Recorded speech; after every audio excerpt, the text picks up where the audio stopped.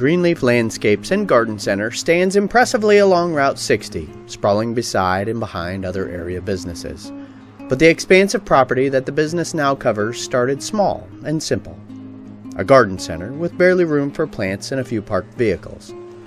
The current facility and grounds, from massive indoor storage and efficiency systems to a spacious office for management needs, may appear as though the entire grounds were pre-planned and built all at once. However, the facility growth and improvements made headway just like the rest of the business, cautiously, patiently, and intentionally. After acquiring the garden shop from Floyd Fulmer, Greenleaf's first property improvement consisted of a truck toolbox from an old Mr. B potato chip truck that was delivered to the property and used as tool storage. 82, 83, whenever we're working out of, tried to find a photo of that, whenever our first contractor building was the Mr. B box, and it wasn't very big, 14 foot maybe, off the back of a truck. We're storing all our tools and our tillers in this Mr. B box out back. I'll never forget that. It was, it was in the mud and couldn't afford any stones, so it was in the mulch bin there someplace, and everything was poured out in piles and stuff. So. I can remember when they revamped that the first time, when it used to be the Ambrose was over Ambrose Arnold. Oh, really? Yeah, they tore it when they tore the cooler off the back of that. That was back, probably back when I was 16 or something like that when they did that. Yeah. 15 or 16 when I was over there. Right. And after school, I was over there watching old Ambrose cut the rafters off over there with a chainsaw and hit electric line. Sparks was flying. Oh, really? A new warehouse quickly followed for the ever-increasing amount of tools, equipment, and material.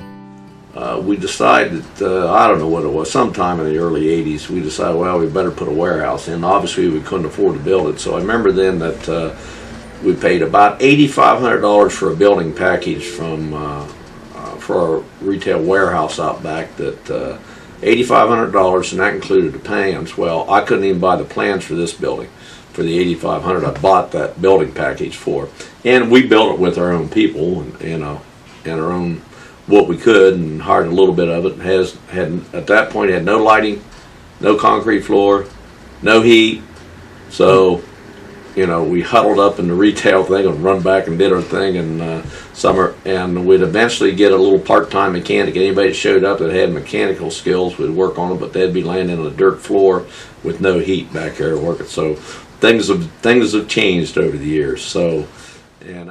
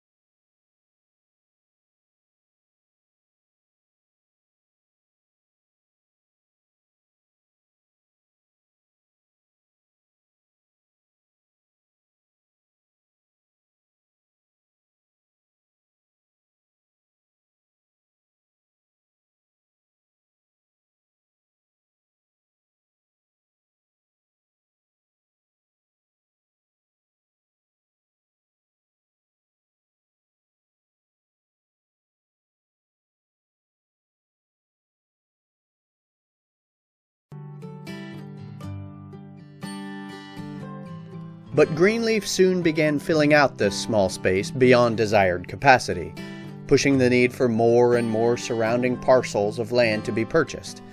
Most of these came slowly and methodically through the course of many years as former owners would eventually consent to the transaction. Over 15 individual parcels now make up the Greenleaf property. Each parcel acquired has its own unique story.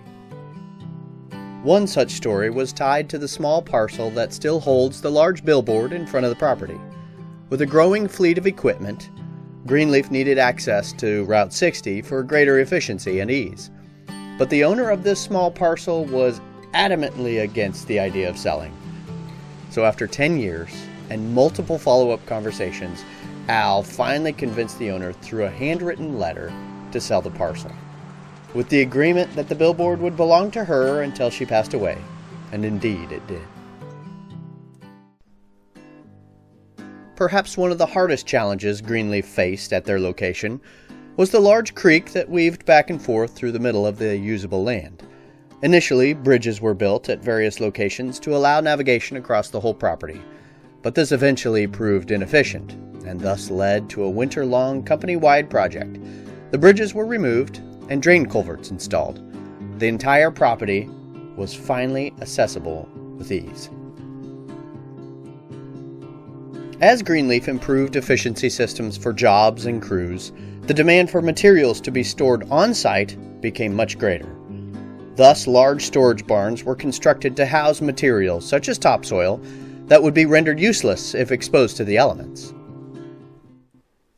Growth pains of operating a high-level design and build landscaping business out of a small garden center with one warehouse and a few storage facilities quickly became a hindrance and a frustration, which is why Greenleaf invested much time and money into the company to construct a state-of-the-art facility that now houses offices, equipment, and materials in a seamless efficiency system. We built this building in 99 or 2000, did a lot of it ourselves, hired a small contractor that we supported and put a lot of labor over here in it ourselves through the winter.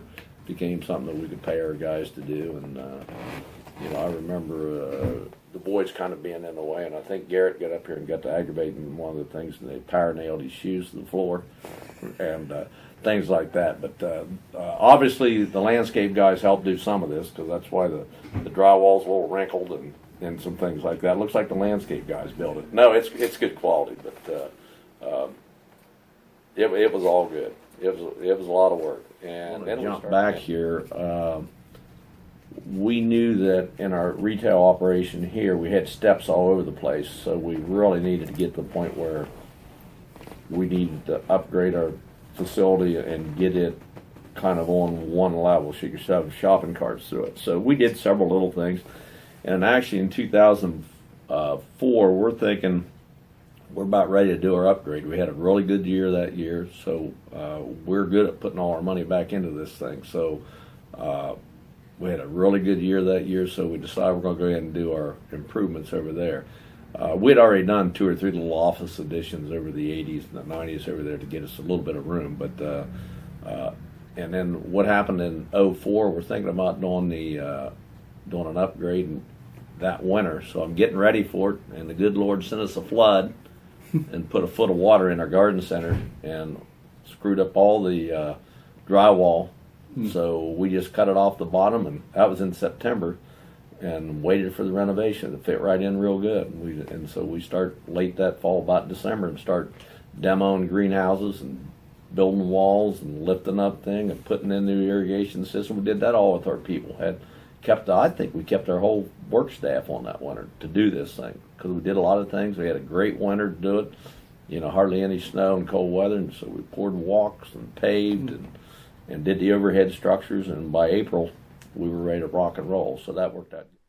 Along with many other small and large improvements done on the Greenleaf facilities, the company also navigated the growth into another market, a city about 45 minutes away, Athens, Ohio. Able to find an existing building and to purchase another landscaping business that met the minimal requirements, Greenleaf began an Athens branch, offering the same quality service to that community and surrounding territories. We decided, well, if we're tracking back and forth all the time, we looked at the numbers, and for the fuel and the travel time we had, we could actually start a location in Athens. So whenever Garrett comes out, we decided, well, that would be a good location for him, because Garrett's the type guy that can do a lot of different things. He can do mechanic, he can do sales, he can do a lot of different things. So actually in 2010, right before we started our location over there, we bought a landscape company over there called Pool Landscaping. We just ended up, he wanted us to buy his clients, but he didn't have a good enough client base for us. The numbers weren't good enough, so we ended up buying his equipment. So all at once we plug in 5 trucks and a bunch of miscellaneous stuff into our fleet. So that gave us a little bit of boost, so we had plenty of equipment to run with. So I believe it was 2011.